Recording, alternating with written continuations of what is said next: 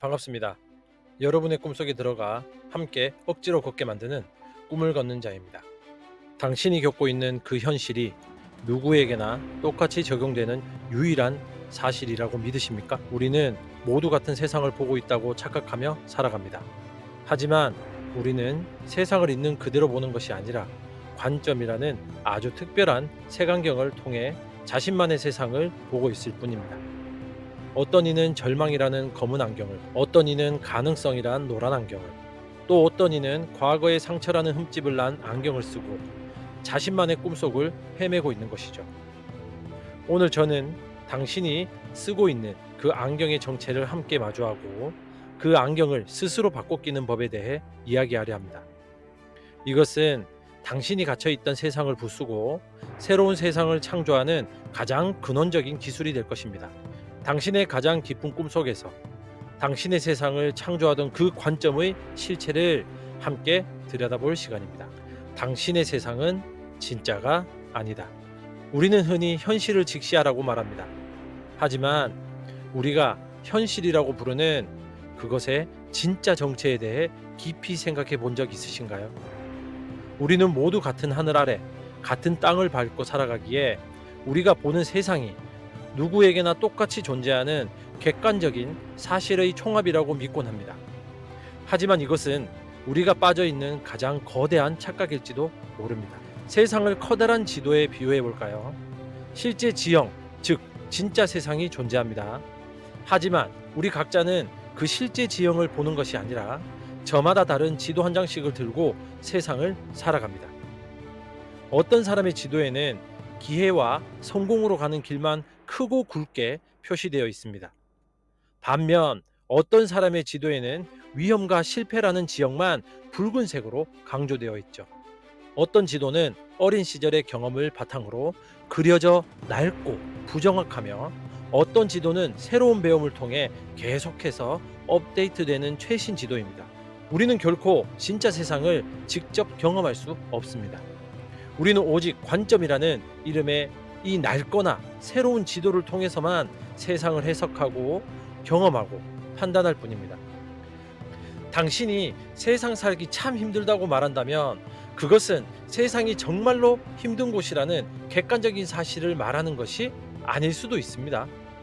그저 당신이 지도에 힘든 길이라고 표시된 부분을 당신이 걸어가고 있다는 뜻일 뿐입니다. 이것을 색안경의 비유로도 말할 수 있습니다.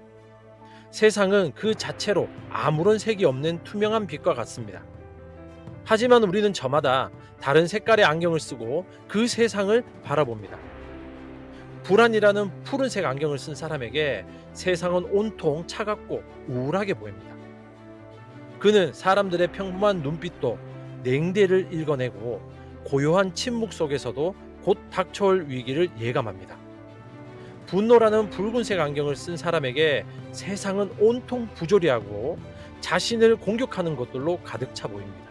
그는 다른 사람의 사소한 실수를 용납하지 못하고 세상의 모든 규칙이 자신을 옥죄는 족쇄처럼 느껴집니다. 문제는 대부분의 사람들이 자신이 안경을 쓰고 있다는 사실조차 잊어버린다는 것이죠. 너무나 오랫동안 그 안경을 쓰고 살아왔기에 안경 렌즈를 통해 보이는 색깔이 바로 세상의 진짜 색깔이라고 믿어버리는 것이죠. 그리고 그 믿음이 바로 관점이라는 감옥의 보이지 않는 벽이 됩니다. 자, 이제 당신의 눈을 감고 스스로에게 질문해 볼 시간입니다. 나는 지금 어떤 색깔의 안경을 쓰고 있는가? 내 지도의 어떤 부분이 유독 굵게 표시되어 있는가? 내가 현실이라고 부르는 것은 혹 나의 관점이 만들어낸 하나의 잘 짜인 이야기는 아닐까? 이 질문을 던지는 용기, 그것이 바로 새로운 세상을 창조하는 모든 여정의 진정한 시작점입니다. 뇌는 당신을 속이도록 설계되었다. 우리가 왜 이렇게 자신만의 관점이라는 감옥에 쉽게 갇히게 되는 걸까요? 그것은 우리의 의지가 약해서도 지능이 낮아서도 아닙니다. 놀랍게도 우리의 뇌 자체가 그렇게 작동하도록 설계되어 있기 때문입니다. 우리의 뇌는 진실이 있는 것을 그대로 보기보다는 우리가 이미 믿고 있는 것을 계속해서 믿도록 돕는 아주 유능하지만 편파적인 비서와도 같습니다. 우리의 뇌 속에는 망상활성계라는 아주 특별한 시스템이 있죠. 이것은 우리 뇌의 관문 혹은 필터 역할을 합니다.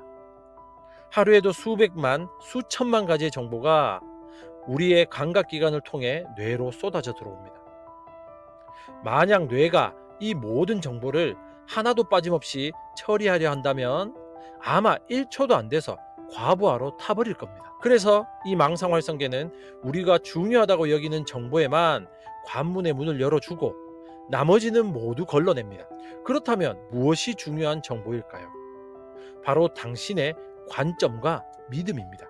당신이 나는 인복이 없어라는 관점을 가지고 있다면 당신의 망상활성계는 그 믿음을 증명해 줄 정보만 열심히 수집하기 시작합니다. 당신에게 무심코 뱉은 동료의 한마디, 나를 스쳐 지나가는 사람들의 무표정한 얼굴, 나를 비판하는 인터넷 댓글, 이 모든 부정적인 증거들만이 필터를 통과해 당신의 의식에 도달합니다. 반면 당신을 묵묵히 도와주는 사람의 친절이나 당신을 향한 따뜻한 시선 같은 반대 증거들은 중요하지 않은 정보로 취급되어 필터에서 걸러져 버리는 것이죠.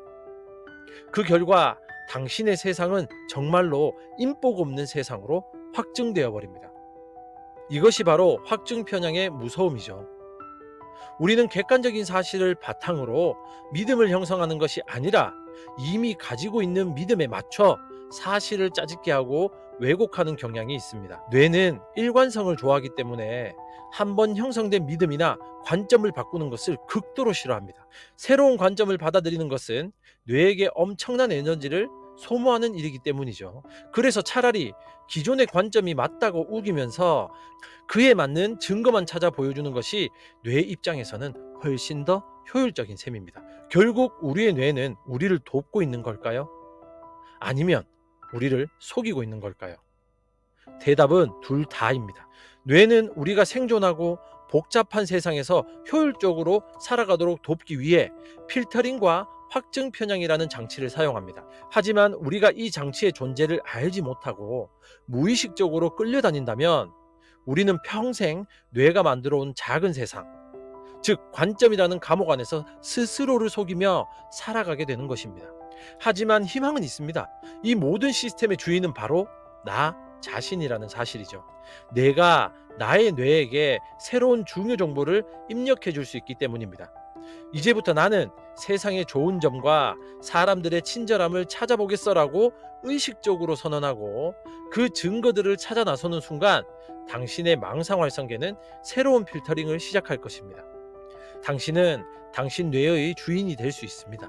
당신을 속여온 그 교묘한 비서를 이제 당신의 꿈을 실현시켜줄 유능한 비서로 재교육시킬 수 있죠.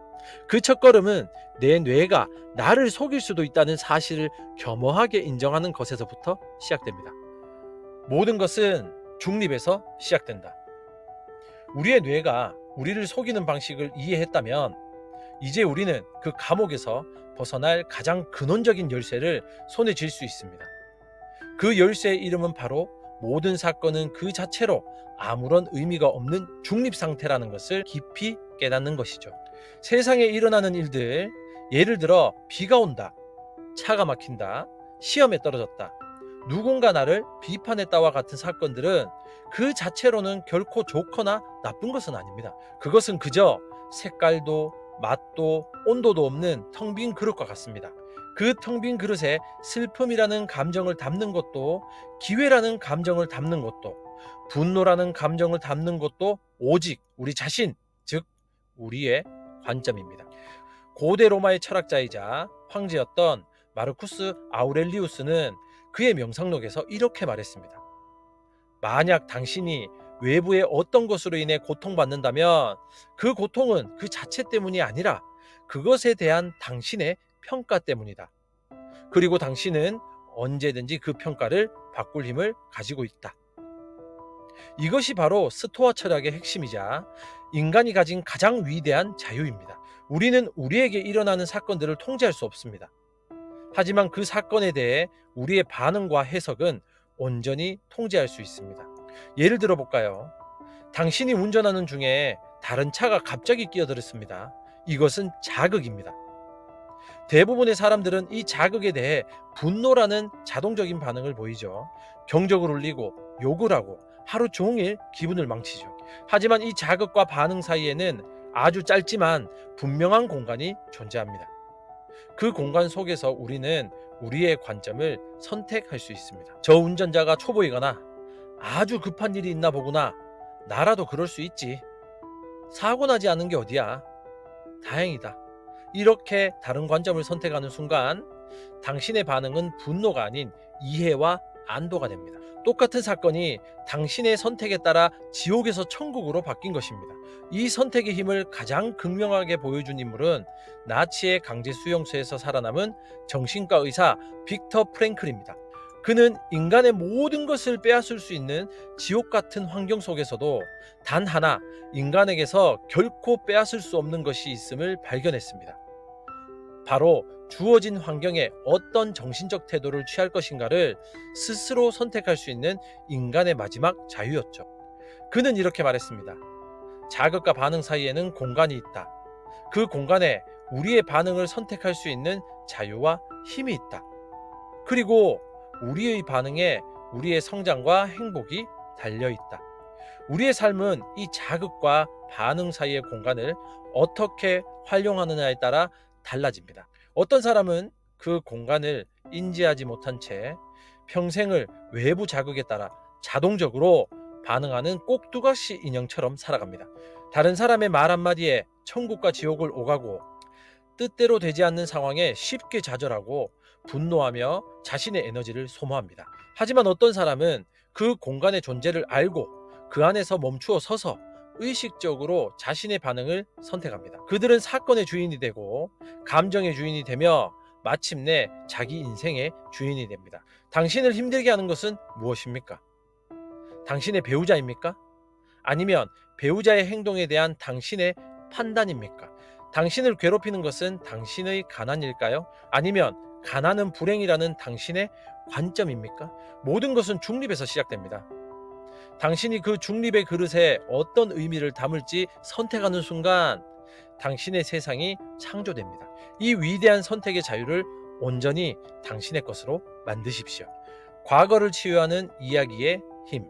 우리의 현재 관점은 대부분 과거의 경험이라는 흙으로 빚어져 있습니다. 과거에 겪었던 상처, 실패, 후회의 경험들은 우리의 무의식 속에 깊이 각인되어 현재의 우리에게 너는 안 돼. 세상은 위험해. 다시 상처받을 거야 라고 끊임없이 속삭입니다. 이 과거라는 망령에서 벗어나지 못하면 우리는 새로운 관점을 선택하기가 매우 어렵습니다. 그렇다면 이 과거의 족쇄를 어떻게 끊어낼 수 있을까요? 놀랍게도 그 해답은 이야기에 있습니다. 우리는 과거의 사건 자체를 바꿀 수는 없지만 그 사건에 대해 우리가 스스로에게 들려주는 이야기는 얼마든지 다시 쓸 수 있기 때문입니다. 이것을 심리학에서는 인지적 재구성이라고 부릅니다. 우리의 기억은 비디오 테이프처럼 객관적인 사실을 기록하는 장치가 아닙니다. 기억은 우리가 그것을 떠올릴 때마다 조금씩 재창조되고 있고 재편집되는 아주 유연한 이야기의 책과 같습니다. 즉, 당신은 당신 인생의 작가로서 과거라는 챕터를 얼마든지 새롭게 편집하고 다시 쓸 수 있는 권한을 가지고 있죠. 당신의 삶에서 가장 아프고 후회스러운 기억 하나를 떠올려 보세요. 그리고 그 기억에 대한 당신의 지금까지 가지고 있던 이야기의 제목이 무엇이었는지 생각해 보세요. 아마도 끔찍한 배신의 기억이나 내 인생 최악의 실수 같은 제목일 겁니다. 이 제목 아래에서 당신은 언제나 힘없는 피해자일 수밖에 없습니다.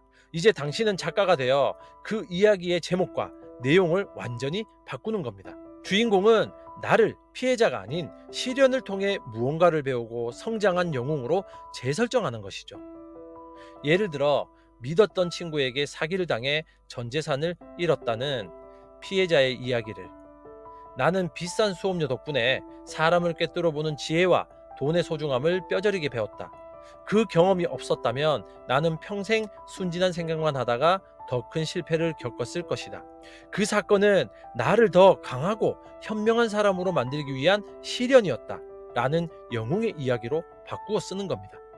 이 이야기 다시 쓰기는 단순히 정신 승리를 하자는 것이 아닙니다. 실제로 뇌과학 연구에 따르면 우리가 과거의 사건을 새로운 관점으로 반복해서 해석하고 이야기할 때 뇌의 신경회로는 물리적으로 재연결된다고 합니다. 즉, 과거의 기억과 연결되어 있던 고통, 분노, 슬픔과 같은 감정의 고리가 끊어지고 배움, 성장, 감사라는 새로운 감정의 고리가 형성되는 것입니다.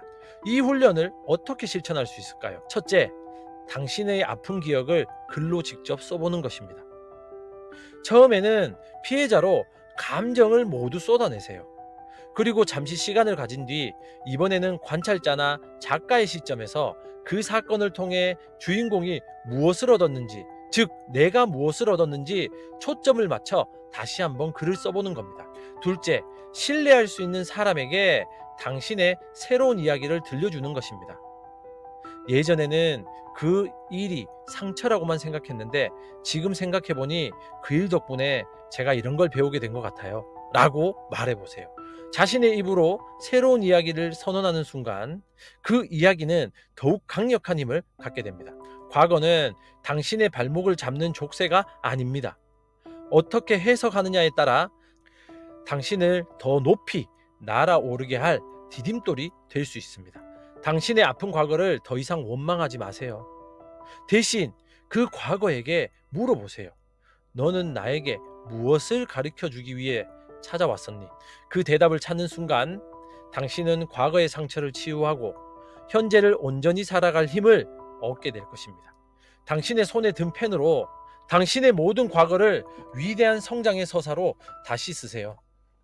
과거의 이야기를 다시 써서 상처를 치유했다면 이제 현재를 풍요롭게 만들 가장 강력하고 즉각적인 도구를 손에 쥘 차례입니다. 그 도구의 이름은 바로 감사입니다. 우리는 흔히 감사를 예의 바른 행동이나 도덕적인 의무 정도로 생각하지만 감사는 훨씬 더 과학적이고 강력한 관점 전환 기술입니다. 우리의 뇌는 우리가 의식적으로 노력하지 않으면 부정적인 것을 먼저 보도록 설계되어 있습니다. 이것을 부정성 편향이라고 합니다. 원시시대의 우리 조상들은 아름다운 꽃 10송이보다 그 옆에 숨어있는 뱀 한 마리를 먼저 발견해야 생존할 수 있었습니다. 긍정적인 자극보다 부정적인 자극에 훨씬 더 민감하게 반응해야만 살아남을 수 있었던 것이죠. 이 생존 본능이 수만 년 동안 이어져 내려와 현대인의 뇌에도 깊이 각인되어 있습니다. 그래서 우리는 10가지의 칭찬보다 한 가지 비판에 더 상처받고 잘된 일 10가지보다 잘못된 일 한 가지에 온 신경을 쏟게 되는 것입니다. 감사하기는 바로 이 뇌의 강력한 부정성 편향에 정면으로 맞서 싸우는 의도적이고 적극적인 정신훈련입니다. 감사는 나는 이제부터 세상의 부정적인 측면이 아닌 긍정적인 측면을 보기로 선택했다는 선언입니다. 없는 것에 대해 불평을 멈추고 이미 가지고 있는 것에 의식적으로 초점을 맞추는 행위입니다. 이 훈련은 실제로 우리 뇌를 변화시킵니다. 뇌과학 연구에 따르면 감사를 실천하는 사람의 뇌에서는 행복 호르몬이라고 불리는 도파민과 세로토닌의 분비가 촉진된다고 합니다. 이것은 스트레스를 줄여주고 기분을 좋게 만들며 더 나아가 긍정적인 생각을 하는 뇌회로 자체를 강화시킵니다. 마치 헬스를 통해 팔 근육을 키우듯 감사 훈련을 통해 우리는 긍정성의 뇌를 발견하는 뇌 근육을 단련시킬 수 있다는 것입니다. 그렇다면 이 감사라는 안경은 어떻게 매일 닦고 쓸 수 있을까요? 첫째, 가장 널리 알려지고 효과적인 방법은 감사일기를 쓰는 것입니다. 매일 밤 잠들기 전 그날 하루 동안 감사했던 일들을 딱 3가지만 적어보는 겁니다. 오늘 점심에 먹은 김치찌개가 맛있어서 감사합니다. 오랜만에 친구와 통화할 수 있어서 감사합니다. 저녁 노을이 아름다워서 감사합니다. 이런 것처럼 아주 사소한 것부터 시작하는 것이 중요합니다. 이 작은 실천은 당신의 뇌에게 오늘 하루도 꽤 괜찮은 날이었어라는 긍정적인 신호를 보내며 하루를 마무리하게 해줍니다. 둘째, 감사 산책을 하는 것입니다. 밖을 걸으며 의식적으로 감사할 거리들을 찾아보는 훈련입니다. 푸른 하늘을 볼 수 있는 눈이 있어서 감사합니다. 신선한 공기를 마실 수 있는 코가 있어서 감사합니다. 건강하게 걸을 수 있는 2 다리가 있어서 감사합니다. 이렇게 나의 감각과 존재 자체에 감사하기 시작하면 세상은 온통 감사의 대상들로 가득 차 있음을 발견하게 됩니다. 셋째, 마음속으로 감사 표현하기입니다. 버스 기사님, 식당 직원, 청소부 아주머니 등 우리를 위해 애써주시는 분들을 마주칠 때마다 마음속으로 덕분에 편안하게 이동합니다. 감사합니다. 맛있는 음식을 만들어 주셔서 감사합니다라고 되뇌이는 것입니다. 이 작은 실천은 우리를 세상과 연결시키고 내가 얼마나 많은 사람들의 도움 속에서 살아가고 있는지를 깨닫게 해줍니다. 기억하세요.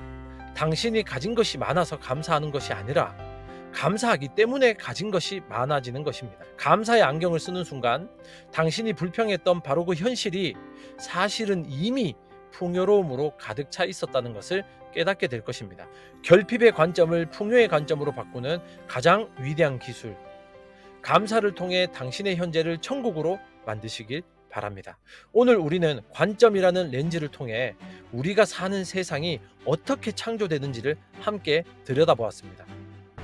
세상은 있는 그대로 존재하는 것이 아니라 나의 생각이, 나의 믿음이, 나의 이야기가 투영된 거대한 거울이라는 것을, 그리고 그 거울에 무엇을 비출지 결정하는 힘은 오직 나 자신에게 있다는 것을 깨닫는 여정이었습니다. 꿈속에서의 걸음은 이제 끝났습니다. 이제 당신은 당신의 세상을 창조할 수 있는 가장 강력한 힘이 바로 당신의 관점 안에 있었음을 알게 되었습니다. 당신은 더 이상 세상이 던져주는 사건에 흔들리는 수동적인 관객이 아닙니다. 당신은 당신의 관점을 선택함으로써 당신의 감정과 운명을 창조하는 위대한 연출가입니다. 살아가다 문득 세상이 잿빛으로 보이거나 낡은 생각의 감옥에 갇힌 듯한 기분이 들 때, 그럴 땐 언제든 이곳을 찾아와 주십시오. 구독이라는 작은 약속은 당신이 언제든 새로운 렌즈로 바꿔 낄 수 있다는 사실을 잊지 않게 해주는 조용한 이정표가 되어줄 것입니다. 내일 아침 눈을 떴을 때 당신은 가장 먼저 어떤 색깔의 안경을 쓰고 하루를 시작하시겠습니까? 당신의 꿈 곁에서 함께 조용히 걷는 꿈을 걷는 자였습니다. 감사합니다.